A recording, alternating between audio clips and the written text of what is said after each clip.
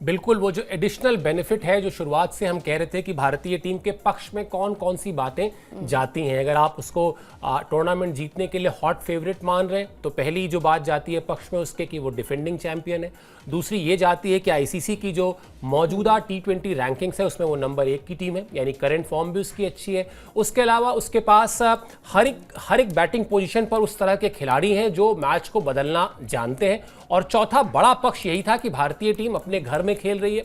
हजारों cricket fans जो उसके लिए इंडिया इंडिया के नारे लगाते हैं, या वो जो चैंटिंग होती है जीतेगा भाई जीतेगा इंडिया जीतेगा, वो उस तरह का जो जोश बढ़ाने वाला माहौल होता है, वो माहौल और किसी टीम को नहीं मिलने वाला सिवाय इंडिया के, क्योंकि इंडिया अपने घर में खेल रही है और अपने होम ग्राउंड पर अपनी कंडीशंस में इसका फायदा छोटा मोटा फायदा नहीं होता है, जिस फायदे का जिक्र भी अंकिता भी कर रही थी कि ठीक है 4 टीमें हैं लेकिन 4 टीमों में वो जो बेनिफिट है वो सिर्फ भारतीय टीम के पास है, लिहाजा भारतीय टीम अब भी दावेदार है सबसे मजबूत। संजू सैमसन पर आ जाते हैं।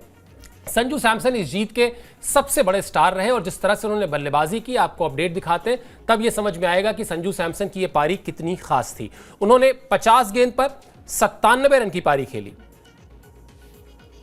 संजू की पारी में 12 चौके और 4 छक्के शामिल थे। उनको प्लेयर ऑफ द मैच चुना गया।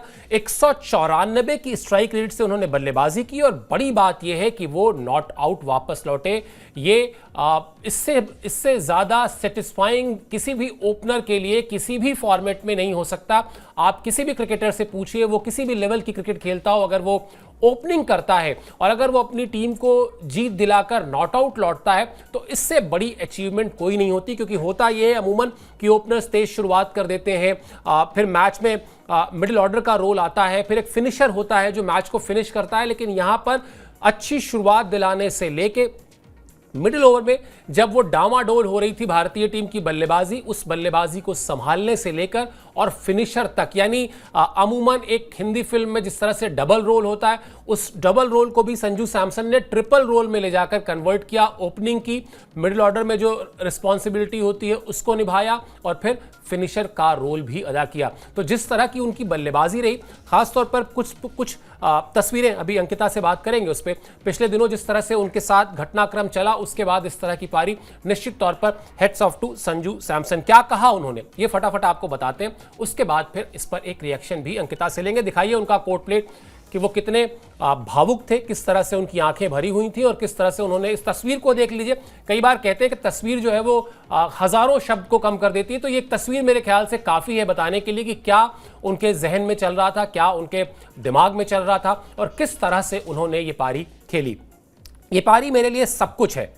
जिस दिन से मैंने देश के लिए खेलने का सपना देखा था उस दिन से मैं इस पारी का इंतजार कर रहा था। यह सफर बहुत खास है, कई सारे उतार चढ़ाव आए, मुझे अपनी योग्यताओं पर संदेह भी हुआ।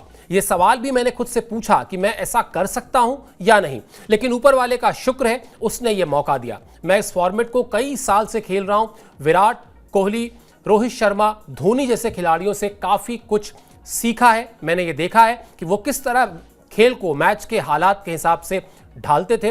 पिछले मैच के मुकाबले ये मैच अलग था। ये मेरी जिंदगी के सबसे खास दिनों में से एक है।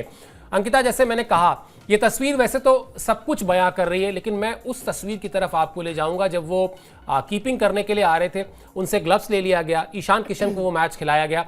बड़ा मुश्किल होता है अपने आप को ये समझाना कि किस तरह से कहने को आप इसको डिसअपॉइंटमेंट कह लें, हताशा कह लें, बेइज्जती कह लें, जो शब्द आपकी डिक्शनरी में इस पर फिट बैठता है वो फिट बिठा लें, लेकिन वहां से उस एम्बैरेसमेंट, उस डिसअपॉइंटमेंट के बाद आप अपने आप को कैसे बैक करते हैं, आप कैसे अपनी तैयारियों को बैक करते हैं, आप कैसे अपनी किस्मत को बैक करते हैं और आप किस तरह से मुश्किल परिस्थितियों में अपनी टीम के लिए हीरो बनते हैं, ये सब इस तस्वीर में है। बिल्कुल इस तस्वीर में है और आई थिंक ये चीज़ें जो है वो बहुत ज़्यादा खुद पर भी बिलीव आपको होना चाहिए कि आप कर सकते हैं। क्योंकि 2024 में जिस तरीके से संजू ने किया था, फिर 2025 में चीज़ें बदली, सोच बदली और वहाँ पर फिट करने की कोशिश जो है वो शुभमन गिल को की गई। हालांकि फिर वो स्क्वाड का हिस्सा नहीं थे, स्क्वाड का हिस्सा संजू थे, लेकिन फिर ये हुआ कि प्लेइंग 11 में कौन खेलेगा, कौन ओपन करेगा, तमाम सारी चीज़ें थी। तो कहीं ना कहीं डाउट चीज़ें होती, जैसे उन्होंने कहा संदेह मुझे था कि मैं कर पाऊंगा नहीं कर पाऊंगा, मुझे मौका मिलेगा नहीं मिलेगा, लेकिन दिमाग में ये चीज़ें होनी चाहिए कि समय सबका आता है। अगर आप स्क्वाड में है तो कोई ना कोई 1 या 2 मौके आपको मिलेंगे, अगर आपको 1 या 2 मौके मिल रहे हैं तो उस मौके में आप क्या कुछ कर सकते हैं। बहुत बड़ा मैच था, करो या मरो का ये मुकाबला था, क्योंकि यहाँ से अगर आप मैच हारते तो फिर आप बुरिया बिस्तर आपका पैक हो जाता और सारी उम्मीदें आपकी खत्म हो जाती। लेकिन उन उम्मीदों को जिंदा रखा संजू सैमसन की उस पारी ने। जब शुरुआत में विकेट्स गिर रहे थे, मतलब पावर प्ले में आपके 2 विकेट गिर गए थे, उसके बाद से किस तरीके से काम कंपोज अंदाज में संजू ने पारी की। और ऐसा भी नहीं था कि रन बॉल खेल रहे थे, मतलब वही रन गति उनकी थी, वही रफ्तार थी, वही सोच थी। उन्हें पता था कि अगर एक तरीके से वो रन नहीं बनाएंगे, वो बड़े शॉट्स नहीं खेलेंगे तो मैच जो है वो पलट सकता है। तो ये चीज़ें उनके अंदर थी और ये मौका उनके लिए था। मतलब उन्होंने सोचा भी नहीं होगा किस तरीके की वो पारी खेलेंगे, विराट का रिकॉर्ड तोड़ेंगे, रोहित का रिकॉर्ड तोड़ेंगे। और वर्ल्ड कप में ऐसा मैच, आई थिंक ऐसा मौका मिलना बहुत बड़ी बात होती है और फायदे का, उस मौके का फ़ायदा उठाना बहुत ज़रूरी होता है। तो आई थिंक संजू सैमसन ने वही किया। सेलिब्रेशन बहुत बढ़िया था उनका, और जिस तरीके से सूर्य कुमार यादव ने उन्हें हक किया, मतलब हर कोई अप्रिशिएट कर रहा है उनकी इस नॉक को, हमेशा याद किया जाएगा। क्योंकि जब आप ग्रुप स्टेज खेलते हैं तो वहाँ पर कुछ मैचेस ऐसे होते हैं जहाँ से आपको आई थिंक वो तारीफ नहीं मिलती या फिर वो मैचेस याद नहीं किए जाते। लेकिन जब नॉकआउट मैचेस होते हैं जहाँ से आपको लगता है कि यहाँ से मैच को बनाना है, वही सारे मैचेस हम भी जब भी विराट कोहली की बात करते हैं, रोहित शर्मा की बात करते हैं, धोनी की बात करते हैं, तो धोनी का साल 2011 को वही लास्ट छक्का याद आता है कि उस मैच में धोनी ने क्या किया था। तो आई थिंक ये मोमेंट होता है आपके लिए कि आप क्या कुछ कर सकते हैं मैच में। तो आई थिंक पूरी कोशिश की थी वहाँ पर उन्होंने, और आई थिंक कायनात ने उसे मिलाया भी। और संजू के लिए एक बड़ा प्लेटफॉर्म, अगले मैच में और भी ज़्यादा कॉन्फिडेंट होकर आएंगे और कहीं ना कहीं अपोनेंट के लिए खतरा बन सकते हैं संजू सैमसन।